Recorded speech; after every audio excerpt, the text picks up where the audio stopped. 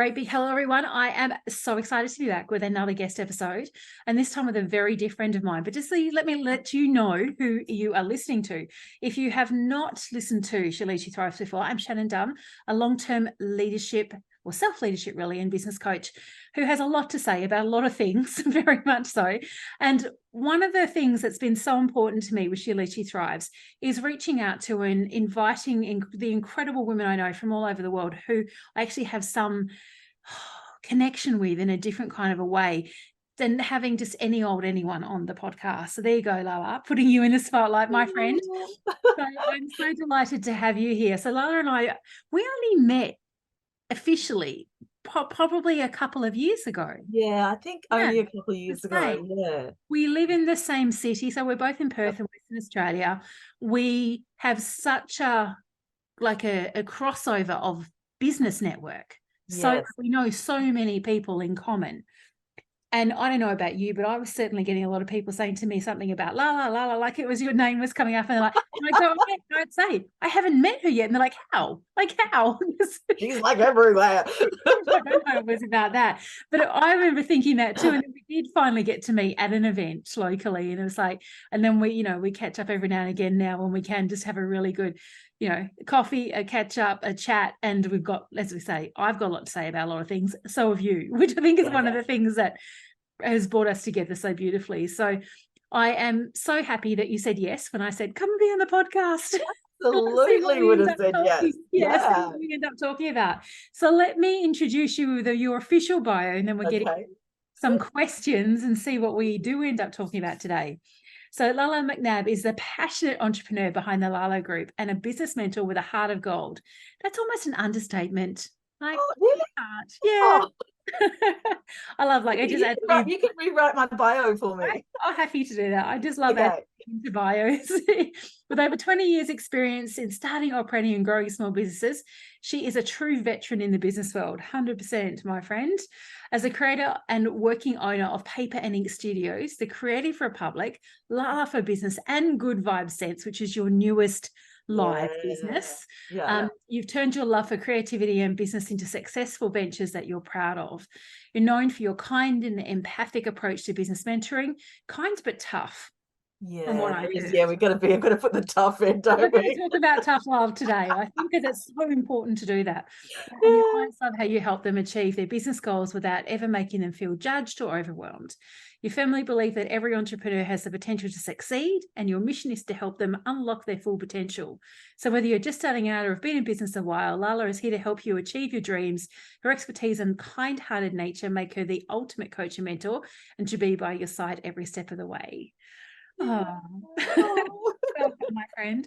All right, so as we said there, you've been in business a long time like me, but you're ahead of me a little bit even. So I think sometimes I have a little internal chuckle, I should say, to myself when people are like, what stands you apart? Like, well, I've been in business longer than most people in a room if you're networking, and you can even say longer. Yeah. And between us, we've been in business a lot longer than most of the women we would network with locally. That significantly on this earth. Yeah, if you combine our business, like how long we've been in business, most of the people we network with haven't even been born that long. True. If you combine the time that we've both together been in business, 100%, it is more than what the age of a lot of the I know. So you're the kind of soul that with your multiple businesses, you also have an abundance of ideas brewing all the time, right? So I'd like to, before we go into kind of what you do with all of those, how did you start in business? Like, where did this first, like this initiation from whatever you're doing pre being a businesswoman into your first business, how did that all start? Because I don't actually think I've ever even asked you about this. So this is I think because it's 20 years ago, people don't really visit that story, do they?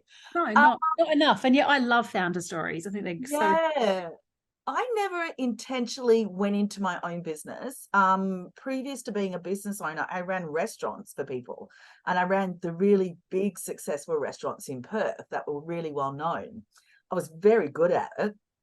And being an all-in kind of person and an acts of service person, I was working 90, 100 hours a week for other people, making them a bucket load of money, and burnt out, hit a massive brick wall, and spent close to 18 months locked in my house with severe agoraphobia and depression. Also thyroid issues, which became Hashimoto's, chucked on like 40 kilos in 3 months, that kind of thing, just burnt out my complete adrenal glands and the rest of my body. And there were plenty of signals, body signals, that were happening to me on the way to that massive burnout that I just didn't see, or not that anyone else stepped up and helped me see them as well. It was just a massive car crash about to happen, and everyone was watching it, really. So out of that experience, there was always been some sort of creativity inside of me. I got a dance scholarship at 16 and things like that. So I've always been quite creative, apparently even more creative than I've realized. Stationery being one of my love affairs. One of my friends said she was getting married and needed some help planning her wedding. And one of the therapies of getting me better was to do something creative. So I started making some earrings, which was trendy back then, you know. And she's like, will you come and help me make some invitations? And when you made wedding invitations 20 years ago, you'd walk into a shop and pick out pretty paper, and you'd cut and glue it together and put ribbon and diamantes and glitter and all sorts of stuff on it. And that's what we were doing. And I remember walking around the shops, and I just fell in love because I love paper and stationery and creativity. It was all coming together, and I was helping her. But as I was walking around doing this experience with her with stationery shops, I saw a massive gap in the market. I was like, these are the old style craft shops where the owners are not profitable. They're not running them as proper retail shops. There was no such thing as service. And it was really out of date. Like a lot of the way it was being sold or displayed or whatever it was really out of date. And I was kind of walking around going, I can see that this is on its way to being a full-blown trend. Right now I'm visualizing exactly those kind of craft shops. Right. Yeah, this is gonna happen. And someone needs to do it right. I'm like, I reckon I can do that. So I actually started off in the Subiaco markets on Rockaby roadside, not Station Street side. And I took out a little store. I remember it. I could literally put my hands on both sides of the wall. It was like 12 square meters. I know which ones you mean. Yeah, you roll up your door and you do a Thursday to a Sunday kind of thing. Anyone who's local listening who's over 30 will know what we're talking about. Yeah. I probably see it because those markets are amazing. Yeah. I suppose it's equivalent to what people do as pop-up shops or markets now, but this was just like a kind of semi-permanent space. So I decided that was what I was going to do. I opened up a little paper shop in this 12 square meters, and there was a range called Christina Ree. She's sort of around mainly in office works, I think now. She had just started bringing out a beautiful stationery range, and it was like a capsule wardrobe. Everything matched, but no one was carrying the entire range here in Perth. And nobody had taken the foresight to go, okay, how do we bring in other items to make it like a full range? So that's what I did in this little 12 square meter shop. And I remember within like 3 or 4 months, the sales rep came and she stood in the doorway of this shop, got on the phone to Christina Ree and said, I can't believe that this girl has topped our sales in the state in 3 months. She's in 12 square meters and she trades 4 days a week, you know? Yeah, so that's how it started. And then once the markets, they had sold them and said, we're closing down. And I was like, I'm either in or I'm out. So I just went in, blindly in, no idea what I was doing. Didn't know how to design stuff, didn't know how to print things, totally just, went all in and ended up with a job in Leadable. Right, it fascinates me. That's it. At this point now, knowing more about what you have created over in those ensuing years, that you didn't have that design kind of understanding and everything since. So interesting. No graphic design, no printing background or anything. I learned a lot about printing from an old man across the road. He used to work for the West Australian. He still had all the old original presses and fonts that were metal. And I'd hike across the road with some food and coffee because Doug was probably in his 70s. And I'd go over there and pick his brain and hang out with him in this dirty old shop and, you know, everything else. I just learned everything along the way. And there was no such thing as YouTube videos to learn from or anything, right? No, I think I just got a phone, had a fax machine, had a landline, and we advertised in Yellow Pages, had a retail shop. Love it. No website. no No, social I media. was going to say no website, no social media. No. Another thing that stands Yeah, us apart. yeah, And again, very I'm different. saying that Yeah, to and that young. is still the same business I own to this day. I know, just rebranded, but it's same thing, isn't it? I love it. Yeah, I love it. yeah, So many newer business owners launch into this business landscape, right? Particularly the online landscape these days, a yeah, bit in a bricks and mortar kind of a style, and get so, I would say, I think you'll agree, distracted by things like vanity metrics, which we can talk about what they yeah, are, and just kind of throw themselves all into who they perceive as the overnight success, with this expectation of speed of achieving things, and like that, that quantum leaping kind of stuff, right? yeah, I'm not saying it doesn't happen. I'm sure that it does for some people, but the realities for the majority of us in business are very different. You and I have talked about this in different times and we've caught up. Where do you want to, what do you want to talk about in regards to this kind of thing and this whole, I guess, the truth about business from two old ducks who have been doing it? yeah. I think we just need to like get to the point and say, like, I had a couple recently who are very intelligent, like this guy's a CFO for a company and she works and they came to me about a business idea and I was just brutal. I said, you're going to need 3 times the amount of money that you think you need. You're going to take 3 times, 5 times longer than you're going to take. It's possibly going to flop, and then you're going to need to find some more money and some more mojo somewhere to make this happen. It is not going to happen overnight. All of this shit that you've been absorbing in, and these were mature people. They weren't young like rose-colored glasses. They were people I would have thought would have had great common sense. And they walked away and was like, holy crap, that was a bit of a slap. I'm like, I'm not going to hold back and tell Is you. it tough love? If someone needs to tell you, right, how bloody hard this is. And even though I've been in business for over 20 years, and I'm lucky enough that my team have been with me for almost the same time, Kelly's 17 years and Anna 10, they're like, we've just gone through one of the toughest couple of months in that stationery business, where we've had to go and withdraw on some money that we put into a savings to keep the cash flow going, to be able to do this, to be able to do that. It doesn't get any easier. People get shocked when they hear about that. And I know I've shared that some of things in the last probably 18 months to 2 years have been things I have never experienced in the 18 years I've been in business. And the reliable patterns of like when clients' inquiries would increase and different things like that, when I'd bring on effortlessly bring on new clients, all those patterns and those timings throughout the year and the seasons, all gone. All gone. They just don't exist. Like for the last probably 3.5 to 4 years, we all know what happened that long ago.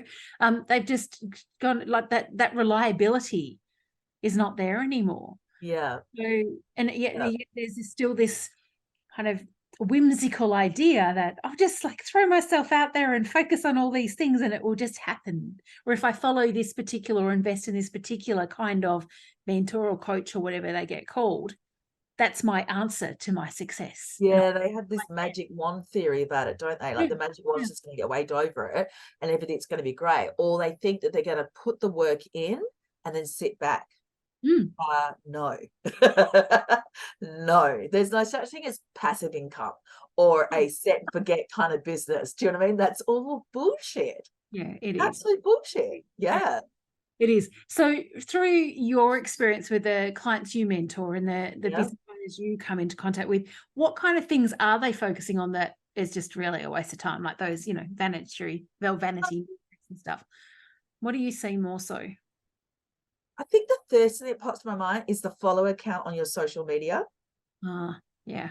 Yeah. I only had this many followers. I'm like, well, does it really matter?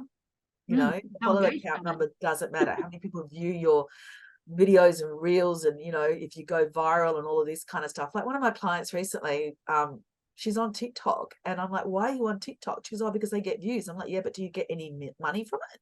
Does anyone order from you? I was thinking, are your ideal clients there? I'm like, well, then you're wasting your time. It's vanity metrics, just ego metrics, isn't it? It's just ego where, they follow on the follower account, the email list where they kind of go, oh, I've got this many people on my email list, but they're not transacting, those sort of things like that. Yeah. And also the whole, I do this many sales per week or per month, or I make whatever this, but is it actually profit? And the one that I love is it real money and real wealth and success, or is it just you being irresponsible and spending your money on stuff to show that you're making money? Yeah, Yeah. that's my Yes. favorite one. Yeah. Yeah. I've talked about that in various conversations on the podcast and some of the solo episodes that I've created and shared around things to do with money. And I really don't care how much money anyone makes. I want to know how profitable you are. Yeah. Yeah. Yeah. Mine is, I want to know if you're actually happy in your life. Yeah, that's another I've part been, of that. yeah, I've been in situations throughout, particularly running these big restaurants where you get all of the wankers in, Yeah. and you can see the guys that are successful, but they're bloody miserable, and every other part of their life is falling apart, but they've got the money, Yeah. or yeah. I think there's a lot of showy stuff in the business coaching, mentoring space. Yeah, particularly because we've got this social media stuff as well, where you can just do the whole smoke and mirrors kind of thing.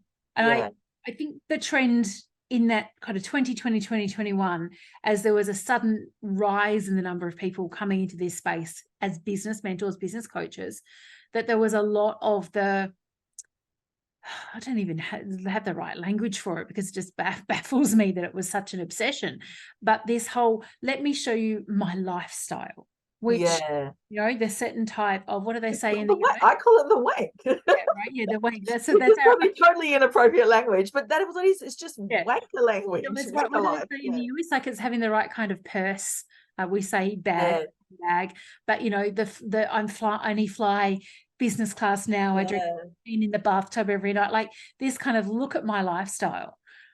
My instinct, and I think I'm probably pretty right with this, and I think you would see through the BS about it as well, is that a lot of that was show. And again, these people still don't have businesses that actually transact successfully, profitably, nor do they actually enjoy putting up that show of whatever they're trying to pretend to be. Yeah, it's got an emptiness, a shallowness to it, and I feel like it's shifting a little bit, not fast enough for my liking. Yeah. And you just want to flick the switch off, right? Yeah. If you're listening, that works for you, good on you. It just doesn't resonate with me and my values and the way that I like to approach business. And it's been interesting seeing over, because I know you've kind of mentored in the background less formally than my business, mostly like always focused on coaching and mentoring, but you've still mentored a lot. I know that through the conversations we've had, and through all of your business, there's been people come to you and you've helped them along the way. I can see that in your archetypes too. Right. But interesting seeing the different trends that come through the coaching mentoring space, and the things that come back again. And it's like, but no, we've seen this already twice, and it burnt out the first 2 times. So I'm intrigued to see what happens with all of that, and if we can get back to really looking at what truly makes a business successful. And as you said, and the person that you are, being able to have that happiness, that lifestyle you actually want, because it fulfills you, not because you think you need to have it look or be like a certain something. Yeah. Oh, so much interesting. All right, so being that you started pretty much in a bricks and mortar kind of shop front space, at what point did you recognize that there was an opportunity in the online space for you to expand your reach, your business, the way you work? You know what, that I saw that quite a long time ago, almost 10 years ago, but I had a horrific experience with a website company that actually stopped that from coming to fruition. And it took almost 2 years. And then it took a court case to actually get it to finish and everything else. And I had noticed that, I thought, you know what? People can order stationery online. We can make this a thing. So I was having a custom website built before Etsy would probably really almost started, and before some of the big guys that are well known like Vistaprint and Minted and all sorts of stuff, which are mainly American based. I was having a website built to basically do that, order stationery online, but the company that I dealt with didn't come through, and it just didn't work. And by the time I recuperated, not just financially but also emotionally from it, I was too gun shy after that. I had to lick my wounds for a little while. So I dabbled in the Etsy. I used an Etsy shop I had a retail shop, That was when I had the bigger version of it. And then what I did is I set up an Etsy store. And when people wanted to order online, they went through the Etsy store, and we were just doing so much orders through it. So then I kind of got my courage again to build a website, and that person also didn't do the right thing. So I went through another court case again. And then I finally did it. And then when we had one, so my previous business was called Lala Design, and it got rebranded on the 11th of the 11th, 2022. How's that for numbers? To Paper and Ink Studio, because I wanted to break it away from my name and make it a full e-commerce site. I also was not as in love with the one-to-one consultations with couples and everything. My love affair of that was shifting towards mentoring, and I had to recognize that. So I designed it to basically work on a full space. But before it flipped its name, we had a e-commerce site that was doing really well, and we were just watching the numbers increase. And then I watched what COVID did, which was create everyone very comfortably to shop online. And I just thought, this is the way it's going to go. I look at how much I shop online and how little I go into a retail space anymore. And yeah. And I also have to know that the demographic of that audience, the ideal client, is 25 to 38. Yeah, very rarely Very are they comfortable. going to, they're not going to show up in and look at all the paper you have available to create stationery or the They print actually design. don't even want to talk to someone. Yeah. They don't want to do a phone call. They don't want to do a consultation or anything else like that. They just want to be able to just do it all via email, chat message, whatever it is, or just shop online. So yeah, and we're coming up to the first year of that business. It was built on a new Shopify store, and everything else. And we made the investment. It took us a year to do it, and the investment, we made it back within the first 3 months. Yeah, brilliant. Yeah, so it's definitely showing that it's worth it. Even though everyone said I was crazy, including Kelly, she's like, "Do we have to do this? This is a lot of work." I'm like, "We're doing it now, or we're doing it next year. Either way, we're doing it." But I'm not. You know, when there's timing, timing. This for me was timing, so I just trust my gut and pushed and just told everyone to just buckle down and let's get going on it. It's not negotiable.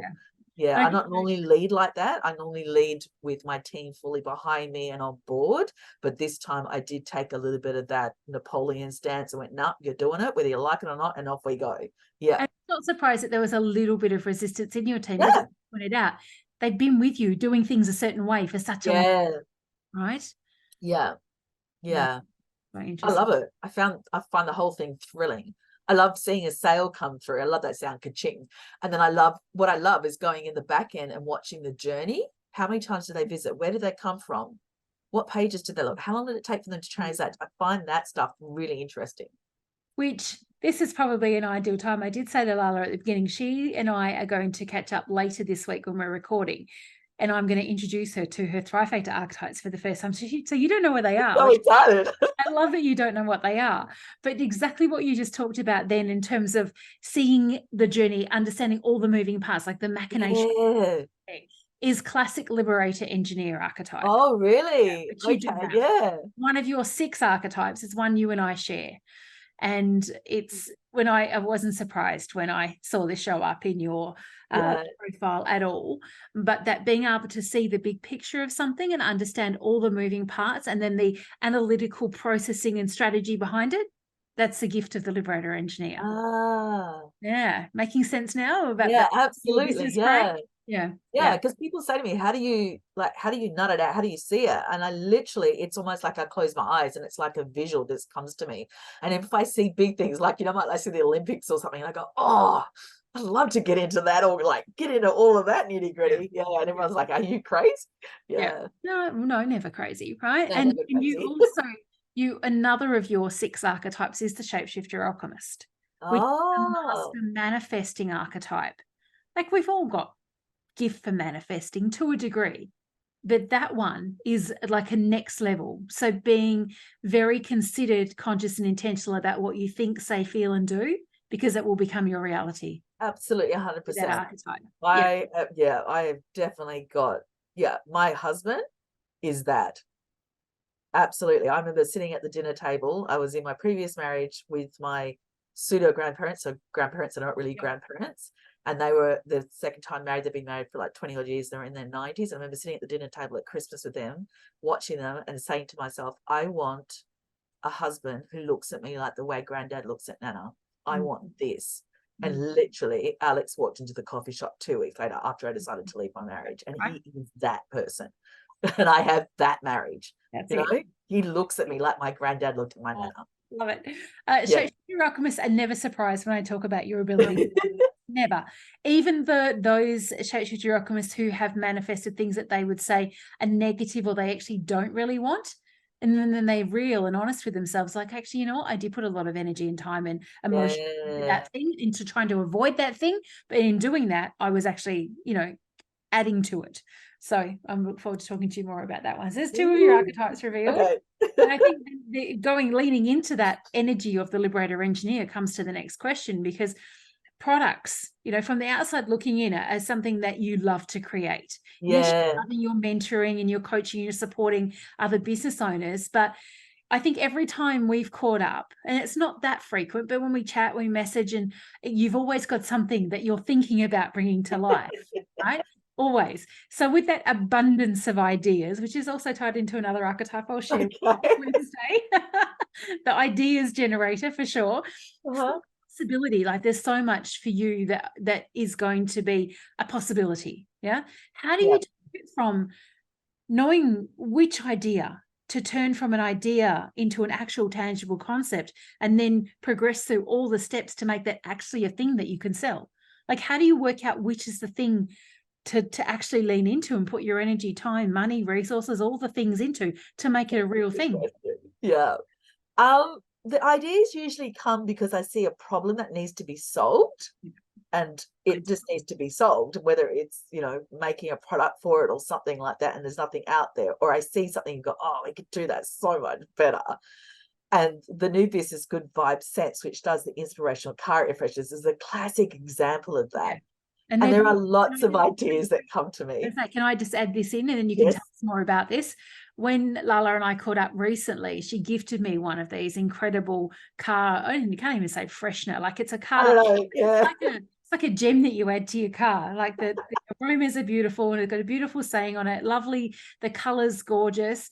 And I love it. And I've had so many people that's been in my car since. Oh, what's that? So So to tell us more about this new business, because it's gorgeous. Yeah, so that is a classic one of where you get an idea, and I had to shelve it for over a year because I had my focus on moving Lala Design to paper and ink. So, and I think it comes back to that, the archetype you said where shapeshifting, you have to put your mind to it. So I know not to shift my focus off things.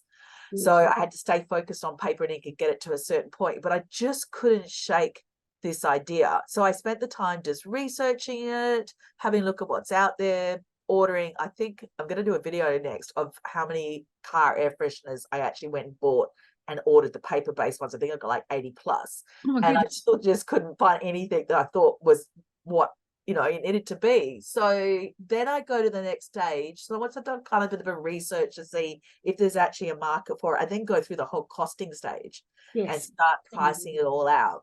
Early, if it's actually got any profitability in it, how much do I need to, you know, make or buy or whatever it is, to make it viable for me to do. So because I now have a, you know, my time is now really valuable, and it is worth quite a lot of money now compared to when it was before I was mentoring. So I have to be very mindful of that. But then I also like to do things that just fill me with joy, because I find this process creative, and I love seeing things come to life and see if I can get an idea to work. So this actually brings me a lot of joy. And part of that business is about it giving back to the community. So, you know, some of the sales go back to our local Perth homeless support group, which is really important to me. And then we use them as random kindness gifts as well. So it kind of just ticks all of my boxes. But when I have these ideas, if I can't shake it, then there's a certain point that sits inside me where I can't shake it. Then I'll go through the process, and I'll go through these logical processes, and it kind of has to tick the kind of check boxes along the way. So same thing when we're developing new products for paper and ink, for example, which is predominantly for wedding couples getting married. I have been met many a times with, that is a really stupid idea, or no, that's not going to work. And then a little part of me is like, just you watch and see. Just wait. And then I'm like, yes. The other key trait of the liberator engineer that we share is the rebel. It's the only Ah, clear streaks. That's where that's coming through. yeah. I didn't know it was in me, but I've definitely seen Oh, it yeah. come out Oh, I can see it in you. over the last couple of years where I'm like, okay, all right, and I'm not saying it always works, but yeah. And I get a lot. And the other thing is when I'm mentoring, I get lots of ideas for my clients as well. So it wouldn't be unheard of me going, I'm messaging you this before I forget, but this is the idea that just came to me. Yeah. For sure. Yeah. Yeah. I mean, that's it. You are an ideas person, for sure. Yeah. I got a tattoo of a light bulb on my arm recently. Did you know that? I don't think I did know that. There you Yeah, go. yeah, yeah. So Just classy, right? See, perfect. Another expression of who you are. yeah. But again, I'm kind of teasing a little bit for everyone listening and yourself. The ideas stuff, the ideas traits that you have are very much expressed in your archetypes. Yeah. Which we can't deny our personal psychology, which is one of the reasons I love that framework and love that I created it. Yeah. What it can give us in terms of us understanding, that's why I do that. That's why I respond like that. That's why that's a thing for me. That's why that challenges me. Yeah. All of the above and more. But yeah, ideas generation is overwhelmingly abundant across. Oh. And so that's why I said, like, when I looked at your results from when you took the assessment recently, and I was like, yeah, of course, that's all there. There was just one, as I said, I think earlier to you before we started recording today, there was one archetype that I thought might be there, and I was kind of surprised it wasn't. But then when I looked at a combination from a traits perspective of a couple of your other archetypes, I can see how that's showing, like how that shows up in your brand, particularly, probably more than you as an individual, definitely in your brand. There we go. Yeah. So when you're not in that product and creative space and pursuing another 1,001 ideas, you have shifted into the mentoring space and mentoring clients to achieve the success that they desire in business. But what was a pivotal moment for you that really shaped your approach to mentoring and how you work with your clients? I reckon my most growth has been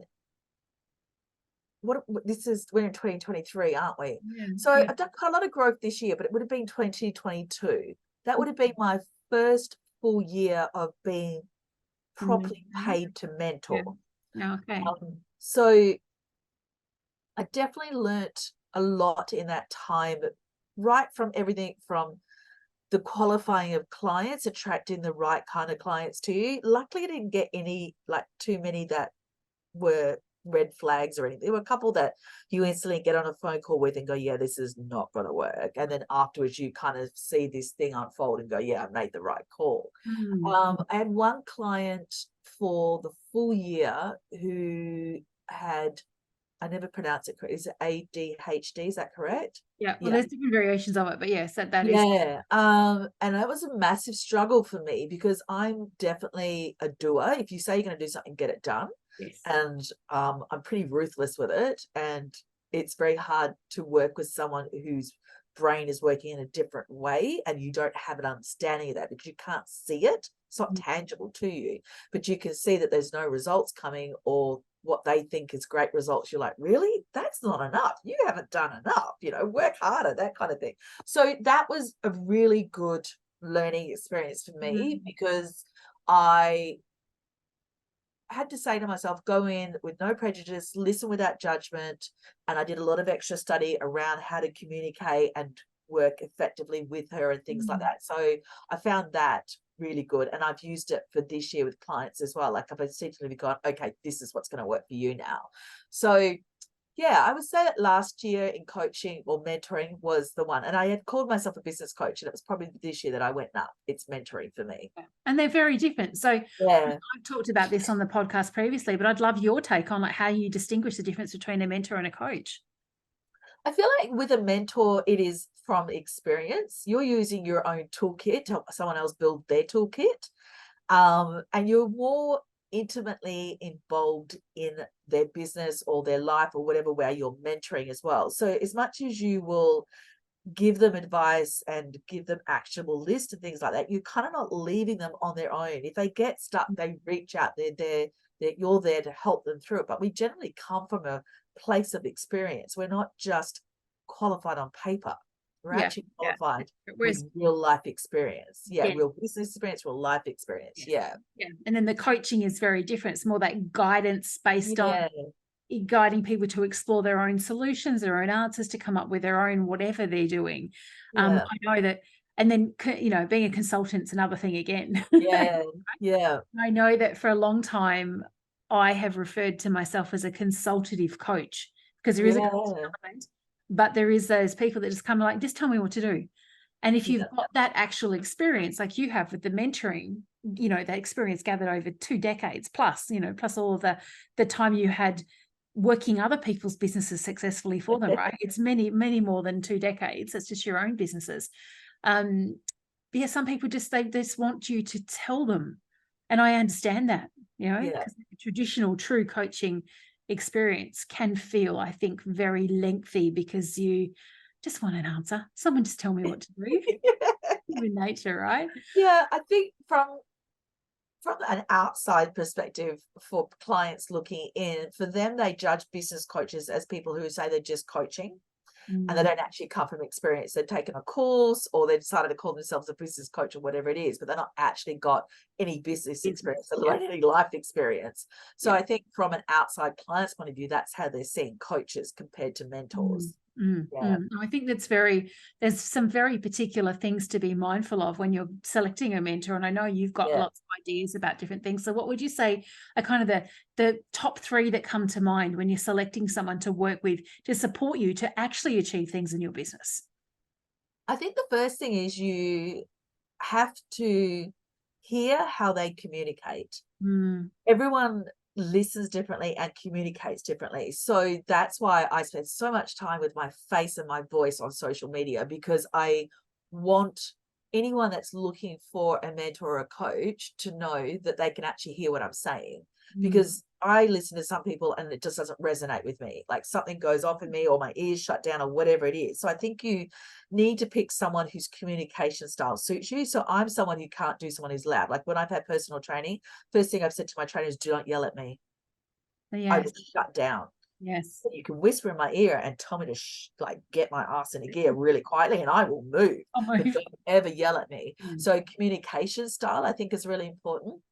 2, choose someone who has succeeded in the path that you want to go down. Why would you go on a tour on the other side? Like you go and do a group tour on the other side of the world, and you go through the Nepalese mountains. Wouldn't you want to go with an experienced hiker who has hiked those mountains? Instead of someone who goes, I just read a book and watched a YouTube video, and I'm just going to take you up the mountain and risk your life. What did I say today, like, which I thought was interesting, that we were talking today to record for the podcast? Become a qualified NLP coach and then coach anyone for $7. Oh, shit. Yes, I know. And I was like, I should have taken a screenshot, because that's an extreme. I haven't seen something quite like that for a little while now. But that scares me in terms of the data it creates. But you're right. You know, why go and invest in somebody because they look good online or something, or whatever it is, the hype kind of stuff that you and I have often talked about as well. What is their actual expertise, like true expertise, and over how long have they gathered that? And are they leading by example? Like, do you actually admire them as a person? I don't know about you, but I can't be around people that I don't respect and admire. Not even in my personal life, in my personal friend life, or anything like that. So I am not going to mold my business success and invest and put myself in a vulnerable position if I do not admire and respect you. So they've got to lead by example. That's me though. Well, no, I'm on the same page with you about that. Being someone that focuses a lot on self-leadership, that is that. It's like, you know, do you actually walk your talk? Practice what you teach, not what you preach. I'm not a big one for preaching. Do you practice what you teach? You know, it doesn't also mean that you have to have all of your life polished to be perfect or whatever, right? Because who has that? We're all human. Right? Navigating a topsy-turvy human experience. And it also doesn't mean you have to broadcast all of the ins and outs of all of the dramas and struggles and everything all over the place either. I think it's also an aspect of that leadership, or that self-leadership, is discernment about professionalism and what's actually appropriate. in allowing people to get to know us. If I ever share anything that is a bit more on the raw and vulnerable side, the purpose of it is a lesson in it. That's the reason why I would share it. Yeah. For sure. So I think that's covered 2. What would be a third one in terms of like Right. So communication style, lead by example, respect and admiration. Yeah, like you've got to respect them. Yeah. And I also think you've got to make the judgment on your own. A lot of people will go, well, there's one particular one in Perth that you and I both probably talk about, where it's almost a little bit of a cult following, where at the minute, someone says they're looking for a business coach, everyone pipes in and puts this person's name down. And I've heard people, everyone's doing it, so I'm going to go and do it. But that doesn't mean that it's right for you or your business.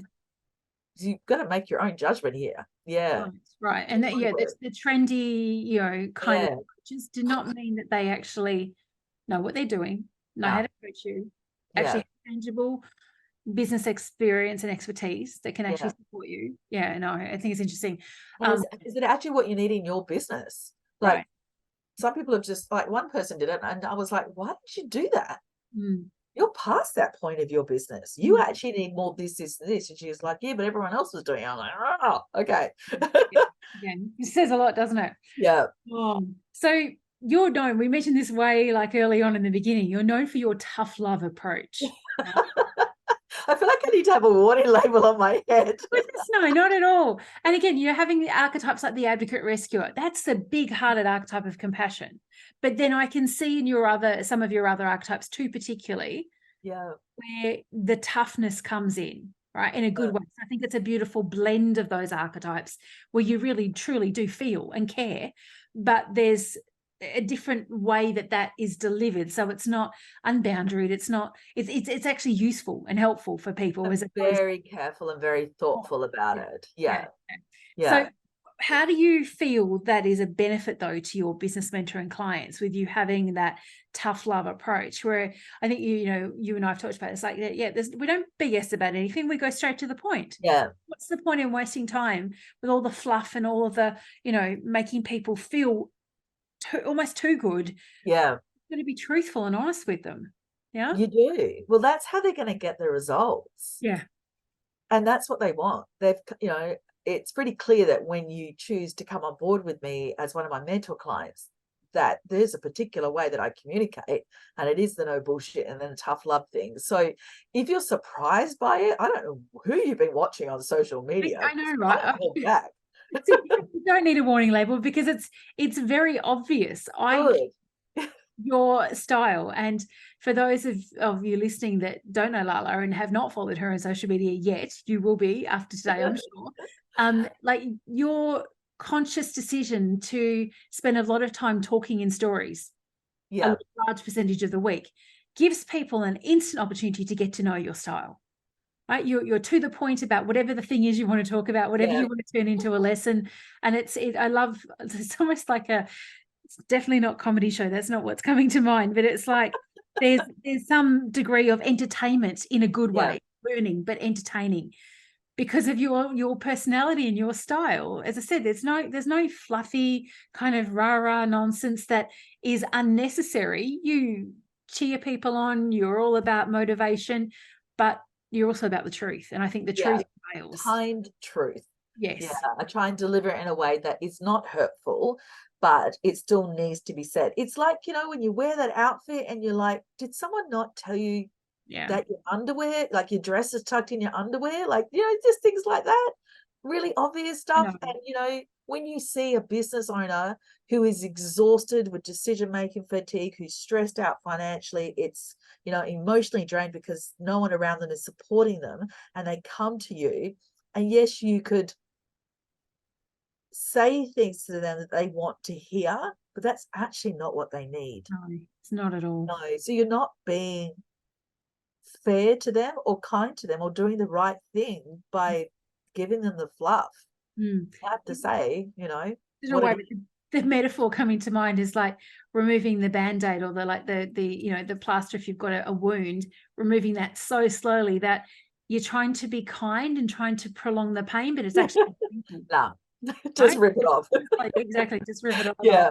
The tough love that you get from love. straight off and get straight to the point. But again, so much more purposeful for people, Yeah. right? Yeah, because you can get on and get the stuff done. You know what I mean? You can't do anything if you don't know about Yeah. what the thing is that's causing the issue Yeah. or getting in your way or whatever. I know. Love it. Oh, we've got so many other things we could talk about, but I'm going to ask you now the questions I love to ask each of our guests that come on to bring us back into leadership and thriving, being themes of She Leads, She Thrives. Okay. What role does leadership play in your life and business? Well, I love your language of self-leadership. I think that is probably the key to humanity, I reckon. If we all took on self-leadership, imagine how much better our world would be, right? Well, bare minimum, people would actually take responsibility for themselves. Yeah, absolutely. Yeah. Both are about that possibility. Yeah, but no, I 100% agree with you about the self-leadership. I think that is probably the most important thing. And then when you're leading others, it's that responsibility that you have to make sure that you are leading them to where they actually want to go, not where you want to go. Yeah. Particularly when you're mentoring people in their businesses as well. Yes, because it could be very easy, depending on your personality as a mentor, to guide people to almost become like a replica of you. And we see this happen a lot. We see that all the time. It's a common conversation you and I have, isn't it? It's like the such effect, as we like to call it. Yes. And there's very examples of those effects of coaches, mentors around there that are very much swaying. I feel like a large, or particularly large, it certainly looks like it from the outside, population of people that are practically, they're just lost. They kind of don't really know. And they've possibly, I think another contributing factor is less trusting in themselves and their ability to make decisions, they've been burned, so this person looks like they've got it all together, so they must be my answer to everything, so I'll just do everything that they tell me. Where are you in all of that? Completely. Which is why when you have invested time and energy and commitment into understanding self-leadership, expanding that self-awareness and the self-understanding, you're less likely to be influenced by the influencer kinds. And usually people that are lost, that's where they go looking for those kind of people, isn't it? That's how all of those stories of cults and everything else gets formed, is because people have not taken the time to actually get to know themselves first. And that business brings out all of your worst personality traits and all of the baggage you have not dealt with. Your business will bring it out of you. It brings up, as we say in the whole archetypal psychology space, it brings out all the shadow. And so often seen as the negative parts of us that we don't like, we don't understand. We either have had judged or labeled, or we judge or label ourselves as being negative and not positive, not good about us.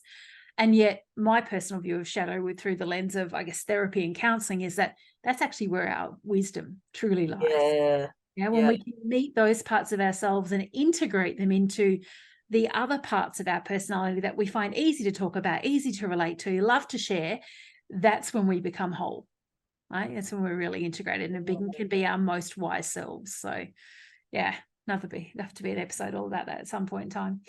But right now, I'd love to know, how do you know when you're thriving? I love that question. And I've been thinking about it when I was listening to your podcast. And I think the first answer that came to my mind is when others around me are thriving. So when I see my husband is happy at what he's doing, he's sleeping well at night, my dog is happy, my team around me, when others around me, particularly the ones that are very in my inner circle, in my inner life, are the happiest around me, then it means that things are thriving, things are well. For me personally, it's when I can sleep at night and my chest is not tight. And my dreams and everything is like, it's all calm. There's a calmness about everything, and it doesn't feel volatile around me, because I grew up with a lot of that. So being able to create a very calm, stable, everyday life for me that is safe is when I know I'm thriving. Beautiful answer. Love it. So the next key question, if anyone's been listening and they're intrigued to know more, where did it go to connect with you in the online space? The best place to find me is on Instagram. And 100%. yeah, the best place to find me is Instagram, story chats at about 8:30 in the morning when I'm making my coffee. It's called Coffee So Chats. for everyone who's listening, that's 8:30 Australian Oh, West yeah. time, right? So It's for fun. those of you, we have a big US audience. Oh, yeah. Generally, Perth, where Lala and I are on the west coast of Australia, is 12 hours ahead of US Eastern. So we're talking about 8:30 in the morning for us. It's about 8:30 at night the day before for all of you. Oh, yeah, yeah. Yeah, That's yeah, true, because I have a lot of friends in New York, stationers, that yeah, jump on it. Yeah, we have conversations at odd times. yeah. The Instagram handle is called Lala for Business.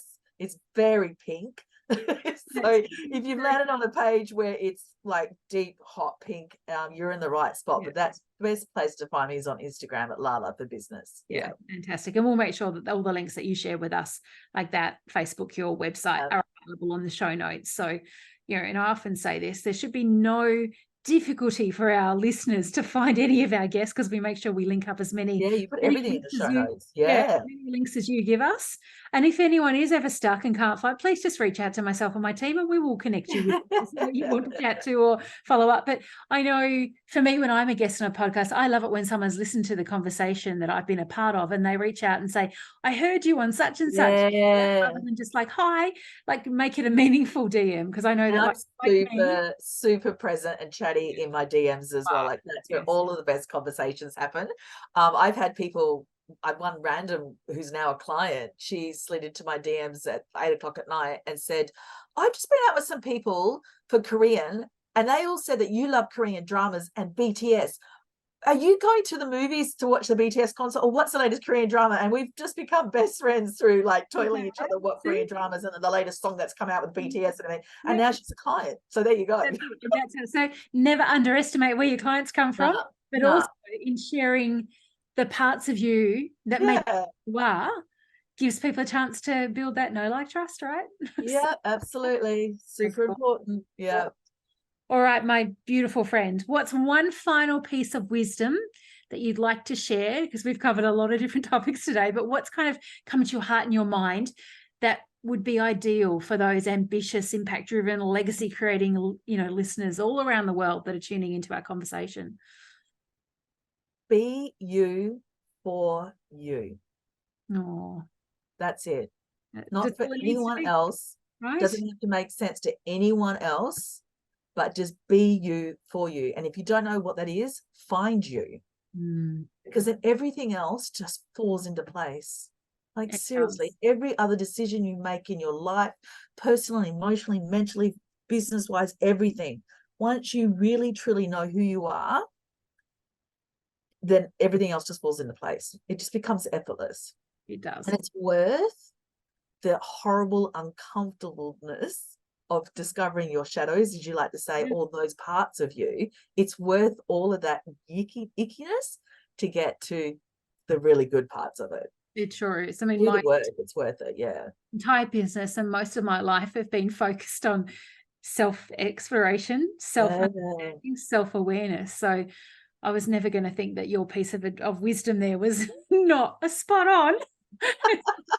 Could have been more ideal, which is another reason why I'm so excited to share with you or introduce you later this week to your actual 6 archetypes. And maybe we'll get Lala back at another point in time and talk through all your archetypes. Yeah, go for it. Yeah, lots of fun. So thank you so much for joining me, for saying yes and coming and having a great conversation. Oh, it was a joy. You're going to love it. And listeners, thank you for tuning in and listening to what we created today for your ears, for your delight, for your motivation, hopefully you've had some laughs along the way as well. And we've given you something to think about, because that's a really big thing for me with She Leads, She Thrives, is I want listeners to really take something away from the conversations that they tune into. And if for now, right now, it is a piece of motivation or inspiration, that's amazing. And if it's something more profound, you're going to take action on. I think you've both got that. Lala and I, you know me, if you've been listening for a while, we're action takers. Don't like sitting around. So go and do something with something you listened to today, for sure. So thank you, my friend, again for joining me. Thank you, listeners, for being a part of this today. And I look forward to being back in your ears very soon with a new episode.